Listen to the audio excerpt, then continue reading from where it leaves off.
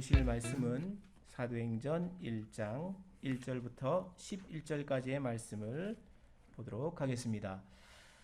1절을 먼저 읽도록 하겠습니다. 데오빌로여, 내가 먼저 쓴 글에는 무릇 예수께서 행하시며 가르치시기를 시작하심부터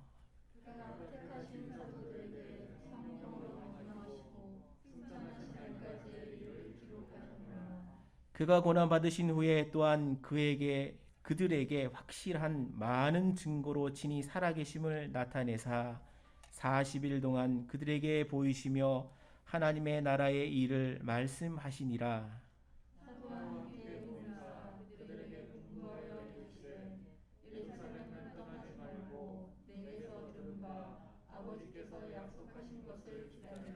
요한은 물로 세례를 베풀었으나 너희는 몇 날이 못되어 성령으로 세례를 받으리라 하셨느니라.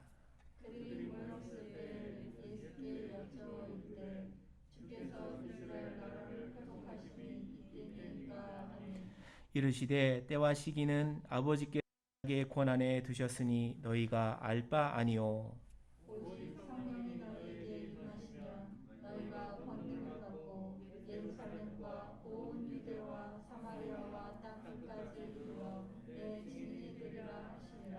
이 말씀을 마치시고 그들에게 보는데 올려져 가시니 구름이 그를 가리어 보이지 않게 하더라.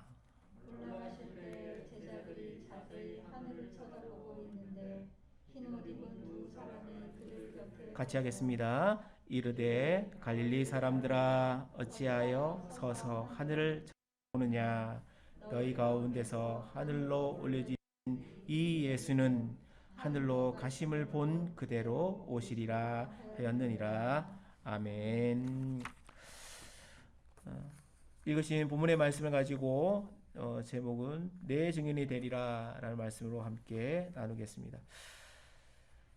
우리는 지난주에 부활절을 보내었습니다.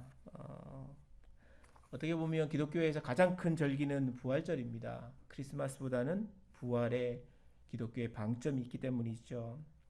그렇지만 여러 가지 상황으로 인해 예전에 비해 그렇게 대단히 찬양을 하고 예배를 드린 그런 상황은 아닌 것 같습니다. 그리고 그 부활절 지낸 후 다음 주일입니다. 오늘은 교회에서 사용하는 달력으로 따르면 부활절 둘째 주일이 되겠습니다. 성경에 따르면 예수님이 부활하신 이유에 대한 이야기가 간단하게 소개되어 있습니다. 예수님이 부활하신 후에 40일간 이 땅에 머물렀다 이렇게 기록을 하고 있죠. 그리고 40일간 머무신 후에 하늘로 승천하셨다. 그리고 10일 후에 제자들이 120명의 성도들과 함께 성령을 체험했다. 그렇게 말합니다. 그래서 교회는 예수님의 부활 후 50일 쯤에 성령이 임했다 해서 오순절이라고 보통 성령 강림절을 지냅니다. 성령 강림이 굉장히 중요한 이유는 예수님이 하신 말씀 그대로기 때문이고, 그리고 성령 강림절로 인해 기독교가 어떻게 보면 시작되었다 이렇게 말할 수 있습니다. 그리고 교회라는 공동체가 그때부터 시작이 됩니다. 교회는 어떻게 보면 사람들이 인위적으로 모여서 만들어진 공동체가 아닙니다. 성령에 의해서 출발된 공동체, 성령에 의해서만, 하나님의 영에 의해서만 움직이는 공동체가 바로 교회다. 그렇게 말할 수 있죠. 지난주 우리는 부활절을 보내면서 말씀을 통해 부활절이 왜 중요한가에 대한 말씀을 함께 이야기를 했습니다. 부활절이 왜 중요한가? 예수님 부활하신 건 부활하신 건데, 그러면 그 부활이 대체 우리에게는 무슨 유익인가? 뭔가 유익이 있으니까 그렇겠죠. 많은 사람들은 예수님의 부활로 인해 구원이 완성되었다 이런 표현을 하지만 그건 너무 이렇게 큰 의미에서 얘기하는 거고, 오늘날의 교회와 성도들에게 부활절의 의미는 예수님이 잠자는 자의 첫 열매가 되었다 하는 데 있습니다. 그가 이 세상 많은 사람들이 죽으면 끝나, 죽으면 아무것도 없어. 그래, 이 땅에서 잘 먹고 잘 살면 돼. 그렇게 생각하는 사람들에게 죽은 곳으로 이 세상이 끝나는 게 아니다라는 것을 보여주는, 많은 사람들이 예수님의 부활이 또 다른 삶의 시작이라는 것을 보여주는 그런 증거가 됩니다. 만약에 사람들이 이 땅에서 그냥 살다가 죽으면 끝나라고 말하면 이 땅에서 착하게 살 사람이 없지요. 정직하게 살고 정직하게 무엇을 해서 이 땅에서 그냥 행복하게 산다. 아마 그러지 않을 겁니다. 끝이, 우리가 생각하는 끝이 아니기 때문에 정직하게 살아야 되고 이 땅에서 말씀대로 살아야 된다는 것이 의미가 있는 것입니다. 또한 부활은 연약한 성도들에게 죽음을 이길 수 있다는 희망을 주기 때문이죠. 연약한 성도들, 많은 사람들이 병과 어려움으로 고통당합니다. 진짜 고통당하죠. 어떤 사람들은 그냥 아주 약한 병으로 고통당하지만 어떤 사람은 암과 같은 진짜 심각한 위기를 겪는 사람도 있습니다. 그런 사람들에게 할 수 있는, 사람이 할 수 있고 교회가 할 수 있는 유일한 말은 죽은 후에 삶이 있다는 걸 얘기할 수밖에 없는 겁니다. 그렇지만 예수님이 죽음도 이기셨기 때문에 그 병도 이길 수 있다라고 이야기할 수 있습니다. 많은 사람들은 그냥 병에 걸리면 잘하면 치유돼 이렇게 말하지만 하나님의 교회와 하나님의 성도들은 하나님의 능력이면 모든 것이 고쳐질 수 있다라는 것을 말할 수 있습니다. 실제로 많은 학자들이, 의학자들이 기도의 능력에 대한 부분을 고민합니다. 왜냐하면 진단을 내립니다. 말깁니다. 암 말깁니다. 끝났습니다. 3개월입니다. 그런데요, 한 달 뒤에 톡 나타나가지고 검사를 했는데 암덩어리 사라져버린 거죠. 없어요. 그런 일이 실제로 일어납니다. 그 일어나는 일을 통해 의사들은 고민합니다. 뭐지? 내가 잘못 내린 건가? 아니면은 뭔가 기적이 일어난 건가? 하나님의 교회는 기적을 믿고 살아갑니다. 왜냐하면 하나님 자체가 기적이기 때문이고 예수님이 이 땅에서 기적을 행하셨기 때문이죠. 그리스도인들에게 기적은 어떻게 보면 당연한 결과라고 볼 수 있습니다. 부활은 연약한 성도들에게 죽음을 이길 수 있는 희망과 그리고 절망으로부터 다시 일어날 수 있다는 소망을 주는 것입니다. 그와 더불어 예수님께서 성도들에게 하신 명령이 오늘 두 가지 나옵니다. 부활 후 이 땅에 머무는 40일간 동안에 압축적으로 설명을 했지만 직접적으로 명령한 것, 이거 해라, 두 가지 말씀하셨습니다. 누가복음 24장에 보면 부활하신 후에 지난주 보신 것처럼 첫 번째 명령하신 건 위로부터 내릴 능력을 기다리라 하는 겁니다. 기다리라. 성도들은 예수님의 부활과 능력을 본 것으로 끝나는 것이 아니라 주님이 약속한 성령을 체험하면서 직접적으로 경험하면서 완전히 거듭난다는 것을 얘기합니다. 그래서 기다려야 합니다. 그 말씀을 지난주에 보았죠. 예수님의 부활은 하나님을 떠난 모든 사람들에게 소망이자 희망입니다. 죽은 자도 살아날 수 있고 절망한 사람도 살아날 수 있고 완전히 포기되어 사람들이 희망을 가질 수 있는 것이 부활의 능력이죠. 그냥 부활이 있어, 그게 능력이야, 이렇게 말하면 안 믿습니다. 근데 언제 믿어요? 그 부활의 말씀을 듣고 그 사람에게 성령이 임하면 그걸 믿고 일어납니다. 완전히 절망 속에 있는 교회와 성도가 다시 회복될 수도 있습니다. 여러분, 교회가 어려움을 당하고 힘듦을 당한 후에 좀 평안해지고 안전해지고 그 다음에 교회가 다시 한번 성장할 수 있는 건 너무나 어려운 겁니다. 수많은 교회에 분란이 일어나고 수많은 교회들이 어려움을 당합니다. 실제로. 그런데 들려오는 소식은 그런 교회들이 이제 평안해져서 하나님의 능력으로 막 일어나더라, 이런 소식을 듣는 경우가 잘 없습니다. 가정도 그렇죠. 완전히 깨어진 가정이 이제 막 대발 싸우고 막 난리치고 이런 가정이 어느 날 화해하고 평안하게 평생 해로하면서 막 잘 지내더라. 그런 가정도 별로 없습니다. 실제로 그러니까요. 그렇지만 하나님의 말씀은 그걸 가능하게 합니다. 가능하게 합니다. 절망 속의 제자들이 예수님의 증인이 되었습니다. 그게 증거입니다. 곧 죽을 줄 알고 이제 곧 죽겠구나 하는 그 제자들이 다 뛰쳐나와서 예수님이 살아나셨어 라고 말하는 증인이 되어가는 것. 그게 하나님이 행하신 그 놀라운 일들, 부활의 능력의 핵심입니다. 그래서 그리스도인들이 부활이 중요하죠. 앞으로 3주간 사도행전 1장을 한번 살펴보려고 합니다. 그래서 왜 이거 보냐 하면 오순절 사건이 있기 전에 대체 성도들은 뭐 했냐 하는 것을 보려고 합니다. 오순절 사건이 있기 전에, 성령 임하기 전에 성도들은 뭘 했을까요? 그리고 오순절 사건이 일어난 이후에 그 사람들이 어떻게 변했을까요? 이걸 보려고 하는 겁니다. 우리가 남설전원교회가 하나님 앞에서 수고하며 준비하고 있는 과정이 어떻게 보면 이 과정일 수도 있겠다, 그 생각이 들었습니다. 그리고 이 과정을 통해 잘 준비된 그 상황에서 하나님의 능력이 임하면 놀라운 하나님의 능력이 나타나겠다. 그리고 제자들이 준비한 것처럼 우리도 준비하는 과정이 필요하다. 그렇게 생각한 거죠. 성령의 임적으로 교회가 탄생하기 이전입니다. 벌써 성도들은 모여서 무언가를 하고 있습니다. 120명의 사람들과 제자들이 모였다고 기록을 하죠.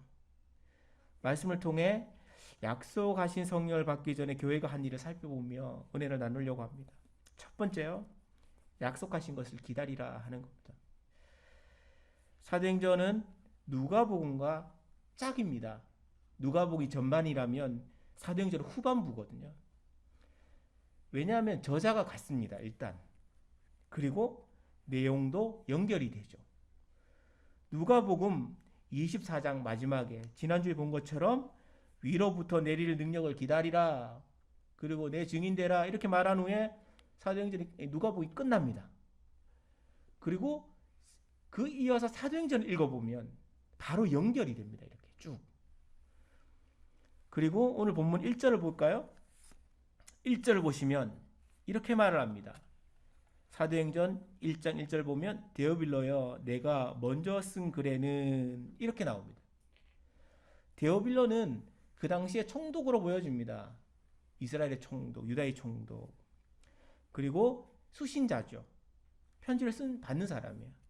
그리고 하는 말이 뭐냐면 내가 먼저 쓴 글에는, 이렇게 말하죠. 먼저 쓴 글이 있다는 거죠. 의사 누가가 먼저 쓴 글이 무엇일까요? 누가복음입니다. 먼저 쓴 글에 이런 걸 썼습니다. 그런 거죠. 그리고 오늘 본문에 보면 3절을 보시면 이렇게 말합니다. 3절을 보시면 그가 고난 받으신 후에 또한, 이렇게 기록이 됩니다. 이게 어떻게 보면 사도행전의 첫 시작입니다. 예수님 고난 받고 죽으시고 부활하신 이후에 있은 일이요. 그 일에 대한 설명이죠. 본문에는 예수님께서 제자들에게 명령하신 것이 두 가지가 나옵니다. 직접적으로 명령한 거. 부활하신 예수님이 제자들에게 이거 해 하는 거예요. 오늘 4절을 보시면요, 그 첫 번째가 등장하는데 이렇게 말합니다. 사도와 함께 모여 그들에게 분부하여 이르시되 그 다음에 예루살렘 떠나지 말고 그들에게 내게서 들은 바 아버지께서 약속하신 걸 기다리라요.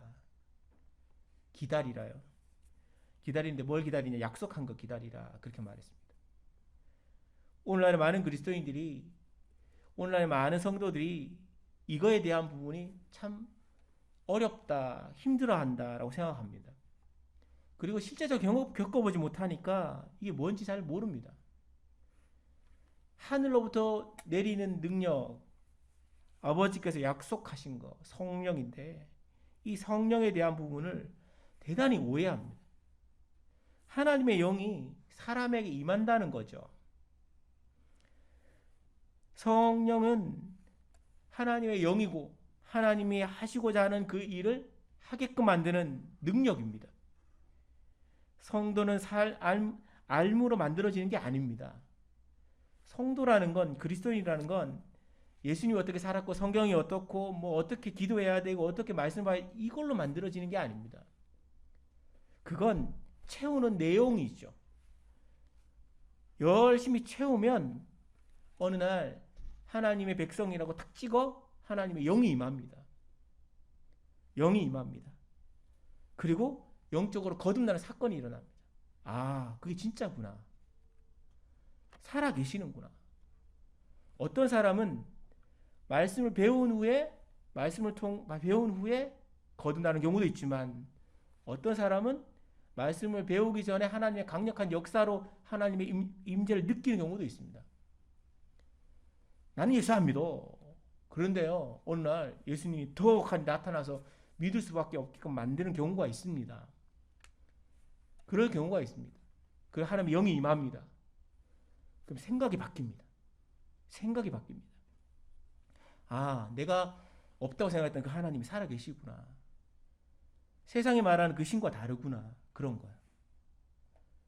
그리고 모태신앙이라고 불리는 많은 사람들이 교회에서 말씀을 듣고 배우고 기도하고 하죠. 그런데 어느 날 나는 예수 안 믿어. 어떻게 그걸 믿어? 이렇게 하는 애들이 진짜 많습니다. 교회를 그냥 종교 절단이시 다니는 거예요. 근데 어느 날 하나님이 그 말씀 위에 임할 때가 있습니다. 그러면 뭘 하냐면 말씀이 살아 움직입니다. 그 아이의 마음에 성령이 역사하여 그 말씀이 진짜라고 믿겨지게 하는 거죠. 반드시 좀 묻고 싶은 말이 있습니다. 여러분, 하나님이 천지창조했다는 걸 믿으신가요? 혹시 모세가 홍해 바다 갈랐다는 걸 믿으시나요? 근데 과학적이고 교육을 받았다는 사람은 아우 선생님 저는 대단히 이성적인 사람이라 그런 거 안 믿습니다. 그럽니다 진짜. 예수님이 남자를 알지 못하는 여자에게 태어났어 그렇게 가르치는데 그 말 듣고 난 다음에 하는 말이 아우 목사님 그런 말도 되지 않은 소리가 있습니까? 예수는 사생아입니다. 이런 말 같지도 않은 소리를 합니다. 근데 놀라운 거는 하나님의 영이 임하지 않으면 그 말을 믿어요.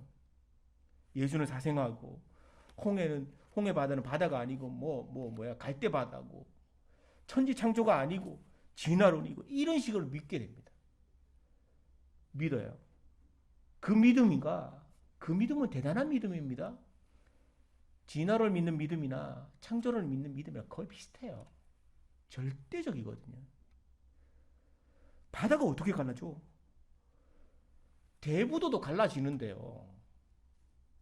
그렇잖아요. 대부도도 갈라지는데 그 앞에 가가지고 바다는 안 갈라집니다. 이렇게 말할 사람 누가 있습니까?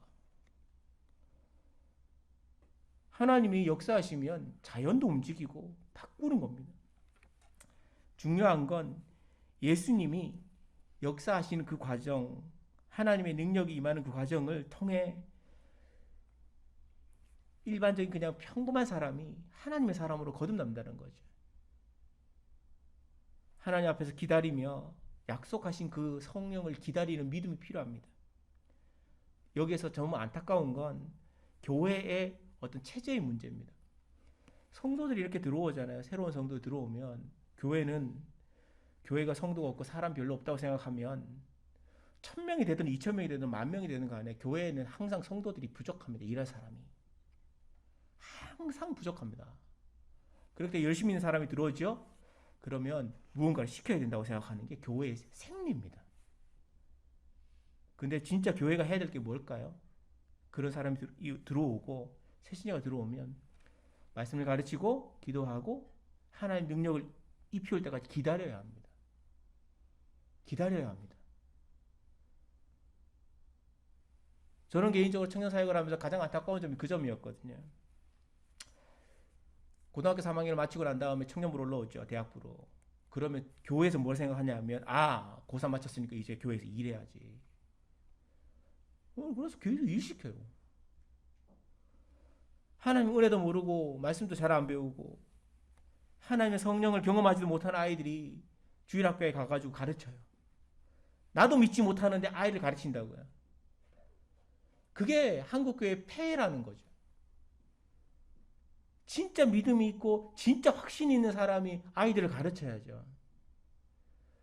그냥 도구로 생각하면 문제가 되는 겁니다. 하나님의 백성들은 가르쳐 나는 게 아니고 만들어지는 게 아니라 성령에 의해서 거듭나는 겁니다. 오늘 본문 5절을 보시면 그랬어요. 성경에서 하는 말이 5절에요. 이렇게 요한은 물로 세례를 베풀었으나 너희는 몇 날이 못되어 성령으로 세례를 받을 것이다. 요한의 세례가 뭐죠? 세례요한의 주 세례요. 그 물에 들어가는 거예요.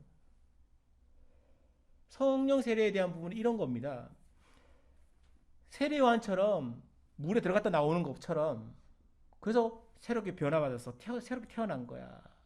물에 들어갔다 죽은 거야. 이렇게 설명하는 것처럼 하나님의 영도 그렇게 임한다는 거죠. 하나님의 영에 푹 잠긴다는 겁니다. 전체가 머리부터 발끝까지다가 하나님의 영으로 인해서 한번 죽었다 살아나는 거예요. 근데 하나님의 영이 임한 사람들을 보면 대부분 그 얘기를 합니다. 머리부터 발끝까지 다 달라 보인다는 거죠. 하나님의 영이 임하면 다른 생각을 하고 다른 것을 말합니다. 근데 여기서 문제가 되는 게 있습니다. 그러면 성령은 보이나요? 하나님의 영이라는 게 보일까요? 안 보이죠. 근데 한 가지 묻고 싶은 게 있습니다. 세상에 귀신은 있습니까? 세상에 귀신이 보일까요? 안 보이죠. 근데 귀신을 볼 수 있는 방법이 하나가 있습니다. 확실하게 볼 수 있는 방법이 하나 있습니다. 무당 찾아가 보면 압니다. 무당 찾아가 보면은요, 무당이 신이 입하잖아요. 그러면 자기 생각을 쏙 빼놓고 그 신의 이야기, 귀신 이야기를 하거든요. 그 귀신의 행동을 한다고요. 덩치는 60 넘은, 70 넘은 할머니라도 흔히 말하는 아기 귀신이 씌우면 아기 행동을 하고 아기 말을 한다고요. 그렇죠? 그러면 그와 똑같이 하나님의 영이 임하면 어떻게 될까요? 하나님의 말을 하고 하나님의 생각을 하고 하나님이 말씀하셨던 그 일을 말하게 됩니다. 뭘로 알 수 있냐면 하나님의 영이 임했냐 안 임했냐, 성령의 역사하냐 아니냐는 성도들의 행동과 말과 삶으로 알 수 있다는 겁니다. 그렇기 때문에 교회 다니는, 다시 말하면 예수 믿는 사람의 가장 중요한 건 삶이라는 거죠. 전도는 말로 하는 게 아닙니다.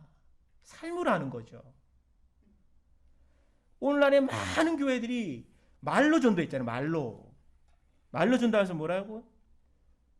예수 믿으면 복 받아. 예수 믿으면 아들 잘 되고 딸 잘 되고 돈 잘 벌고 건강하고 그렇게 가르쳤죠. 그게 전도였습니다. 진짜 전도는 뭐예요? 삶이죠. 저 사람 예수 믿으면 저 사람처럼 되는구나. 시골에요. 어떤 권사님이 권사님 얘기인데, 시골에서 어떤 권사님이 너무너무 새벽 예배를 잘 다니시고 신실하게 잘 한다는 거예요. 근데 새벽 예배를 갔다가 돌아오면서 저 집 담벼락에 호박이 잘 익었네? 홀딱 따가지고 집에 가가지고 된장찌개를 끓여야 되겠다. 아침에 따가고 또 가는 길에 된장찌개는 고추도 좀 넣으면 좋지. 고추 좀 따가고 다음에 거. 그랬다는 거예요. 계속. 그러니까 사람들이, 동네 사람들이 예수 믿는 권사쯤 되면은 저기 남의 집에 있는 담벼락에 있는 호박도 따고 고추 따가는구나. 그럼 나는 예수 안 믿어. 이렇게 된 거예요. 그게 현실이라는 거예요. 교회의 가장 큰 문제는 말로 가르쳤다는 겁니다. 약속하신 것을 기다리라. 성령을 기다리면 하나님이 약속하신 성령이 임하고 그걸 통해 세상이 바꿔진다는 겁니다. 구약의 선지자와 제사장들이 하나님의 영이 임하며 완전히 변하는 일이 있습니다. 이런 변화는 사람이 아는 지식이나 풍성한 뭔가 정보 이런 걸로 되는 게 아닙니다. 하나님의 영으로만 가능한 겁니다. 그런 하나님 영이 임한 성도들이 모여서 교회가 만들어지는 겁니다. 그런 교회에 하나님 영이 임한 하나님의 공동체는 세상 것이 들어와도 다 튕겨냅니다. 아이 그거 아니야. 하나님이 이렇게 말씀하셨어. 그걸 하나님의 말씀을 지켜 행합니다. 그것을 위해 약속을 믿고 기다림이 필요합니다. 하나님의 말씀을 믿고 기다림이 필요합니다. 먼저 일하는 게 아닙니다. 교회는 일하는 곳이 아니라 믿는 곳입니다. 하나님 영을 기다리는 곳이고 약속을 믿는 확신과 기다림의 인내가 성도들에게 요구됩니다. 믿으시면 기다리셔야 돼요. 그리고 믿음으로 기다리면 하나님이 반드시 하나님의 때에 하나님이 영으로 함께 하십니다. 그리고 그때 폭발적인 뭔가가 나타납니다. 주님의 약속 믿고 성령의 임재를 믿음으로 기다리는 사랑하는 남서울 전원교회 가족들이 되시기를 기도합니다.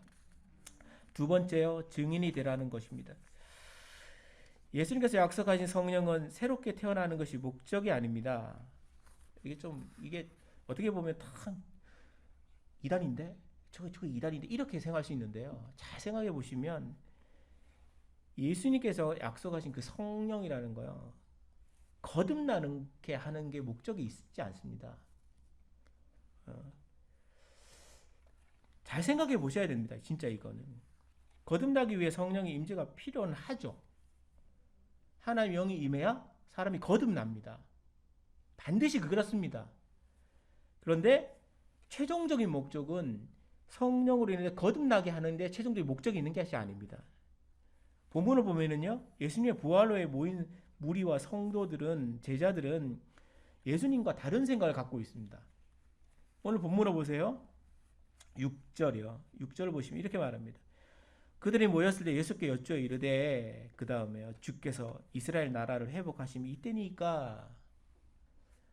거듭났다고 하는 그냥 뭔가 예수님을 안다고 하는 사람이 묻는, 부활을 경험하고 눈으로 보는 사람들이 묻는 게, 제자들이 묻는 게, 예수님 이스라엘 나라를 회복하는 게 이때입니까?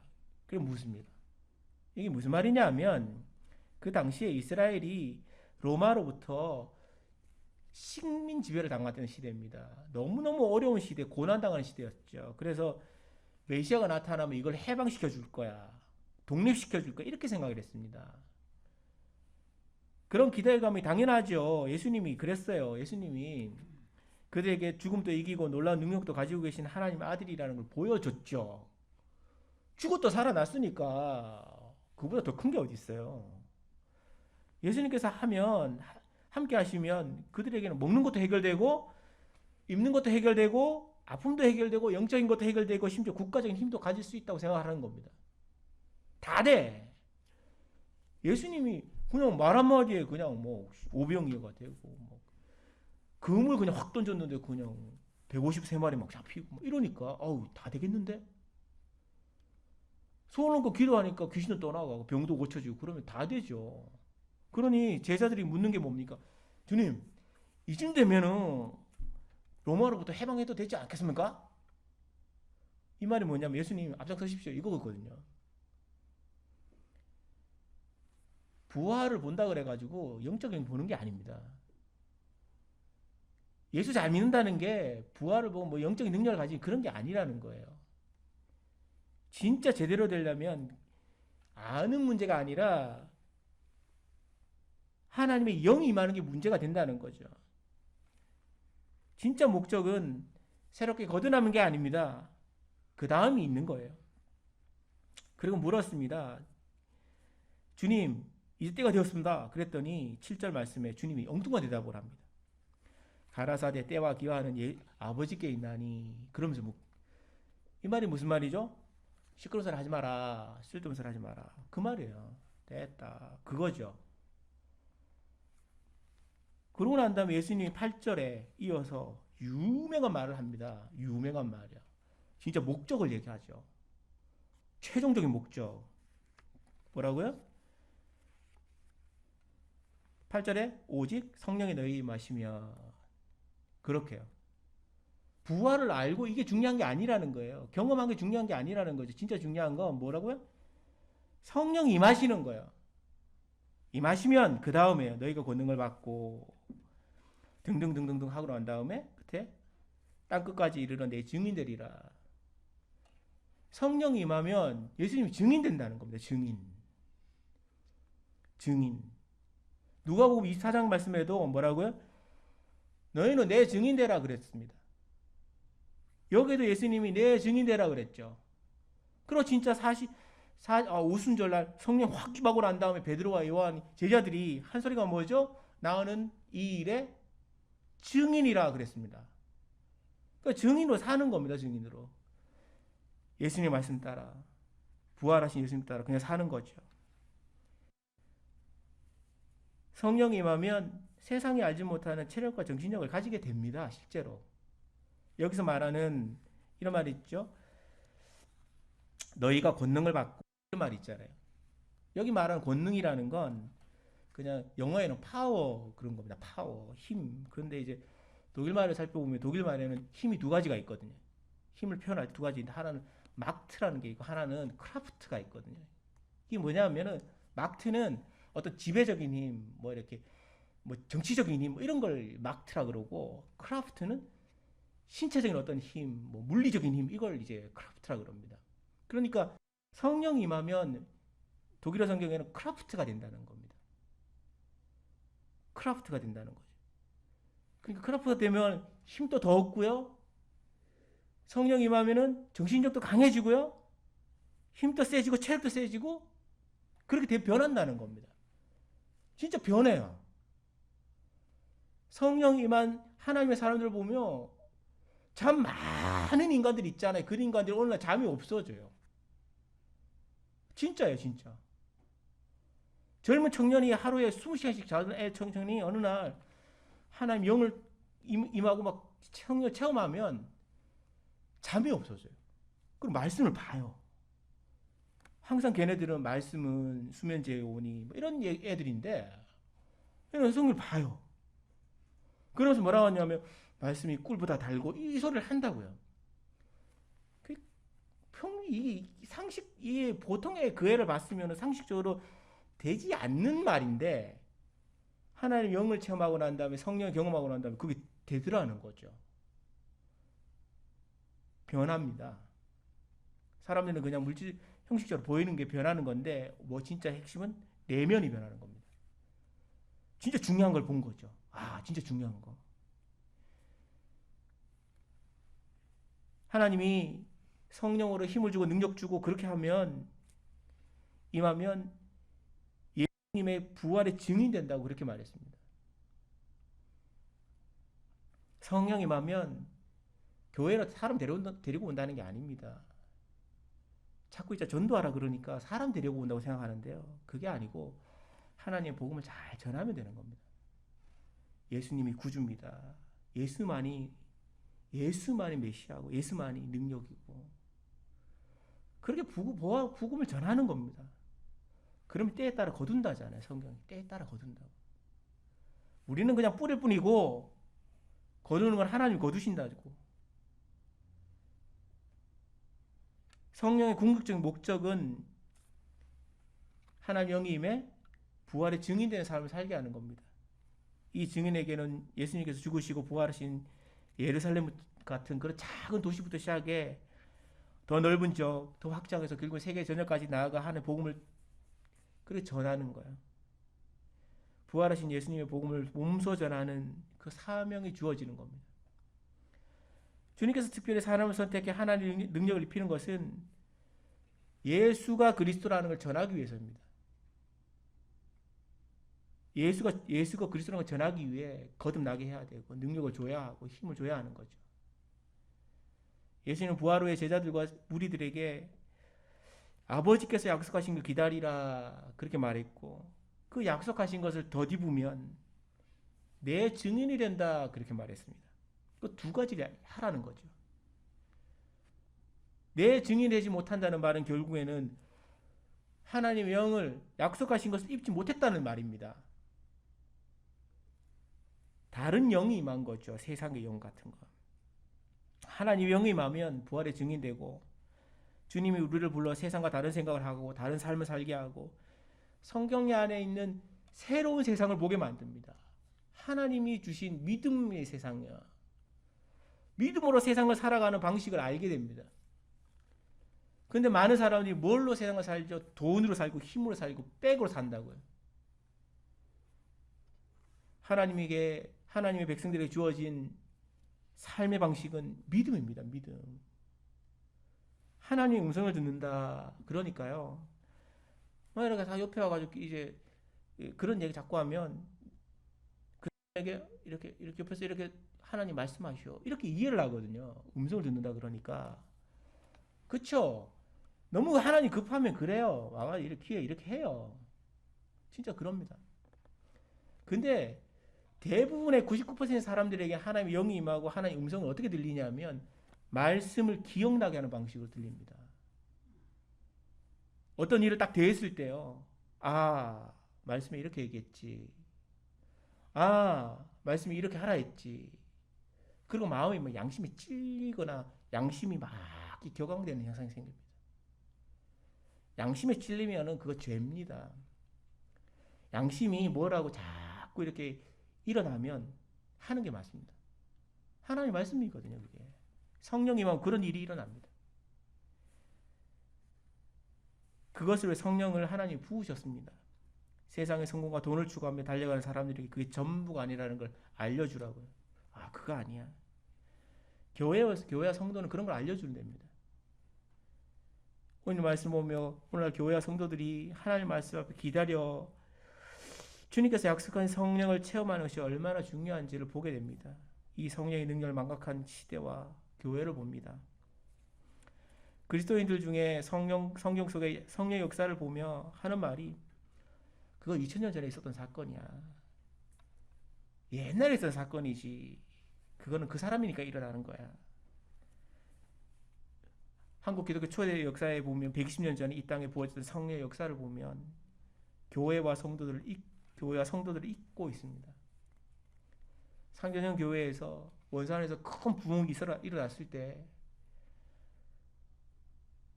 그 지식인들이 뒤집어졌죠.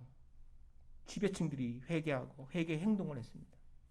오늘날에 있는 많은 지금의 어린 세대들 안식일에는 돈 쓰는 거 아니야. 그렇게 배우셨죠. 그게 평양에 있었고 그 당시에 부흥의 역사의 산물입니다. 왜 돈 쓰면 안 될까요? 그 당시에는 큰 부흥, 120년 전에 큰 부흥이 있었을 때 돈을 쓸 수가 없었던 거예요. 왜? 문도 다 닫으니까. 술집도 문 닫고 문방구도 문 닫고 슈퍼도 문 닫으니까 돈을 못 쓰는 거예요. 그 사람들은 성도들은 그 전에 준비를 했어야 되죠. 주일을 준비한다고요. 그게 한국교회에 있었던 하나님의 역사입니다. 어둠과 좌절의 시대에 교회와 그리스도인들이 예수의 증인으로 빛처럼 살았습니다. 그것이 이 땅에 임한 하나님의 성의 역사입니다. 그때는 됐지. 지금은 안 돼. 그런 거짓말이었습니까? 그때는 하나님이 살아계셨고 지금은 죽었습니까? 아니요. 그때 하나님이 오늘날도 하나님이시죠. 그때도 일어났다면 지금도 일어날 수 있는 겁니다. 많은 교회들이 문제가 그렇게 생각한다는 겁니다. 아우 그때는 그거였지. 성령이 가정에 임하면 죄를 죄로 깨닫고 옳은 걸 옳은 것으로 깨닫습니다. 모 교회에서 사역할 때 남자 집사님 중에 좀 친하게 지낸 집사님이 있었거든요. 얘기를 하는데 교회에서 너무 충성하고 가정을 아끼고 너무 좋은 분이에요. 진짜로. 근데 그분이 어느 날 저한테 얘기를 하는데 예수 믿기 전에 자신은 자신의 그러니까 가정은 완전 엉망이었다는 거죠. 왜냐하면 자기 때문에 폭력을 쓰는 남편이었다는 거예요. 폭력 쓰고 때리고 가정과 뒤집고 깨고 자기만 들어가면 가정이 초토화되는 거죠. 자신은 두려움의 대상이었다는 겁니다. 근데 충격적이지만 그거 사실인 거예요. 그 아내 되시는 집사님이 물어보니 그랬다는 거예요, 진짜로. 근데 변했다는 거죠. 어느 날 하나님의 영이 임하고 난 다음에 이게 아니라는 게 알았다는 거죠. 완전히 거듭난 후에 자기가 하는 모든 행동이 잘못되었다는 걸 안다는 거죠. 그리고 바꿨다는 겁니다. 열심히 말씀대로 바꿔갔다는 거죠. 고쳤다고. 많은 그리스도인들이 그리고 많은 사람들이 자기가 하는 행동에 대해서 이게 올바른지 그런지 잘 몰라요. 근데 언제 아느냐 하면 올바른 것이 임하면 알게 됩니다. 하나님 영이 임하면 내가 하는 행동이 옳아? 아니면 틀려. 그걸 아는데요. 하나님 영이 임하면 아닌 걸 아는 건 압니다. 그리고 고칠 수 있는 힘이 생겨요. 교회는 그런 걸 하는 겁니다. 오늘날 많은 그리스도인 가정이라고 부르는 많은 가정들이 죄를 잘 몰라요. 옳은 것을 모르고 세상과 같이 갑니다. 세상에 있는 부모들이 이렇게 하니까 같이 가요. 왜냐하면 두렵거든요, 부모들이. 우리 아이들만 떨어지는 것 같고, 우리 아이들만 뭐 잘못되는 것 같고. 그렇죠. 근데 이제 저는 이제 돌아보면서, 제 삶을 돌아보면서, 쟤네들은 우리보다 낫구나 싶어요. 진짜 낫구나.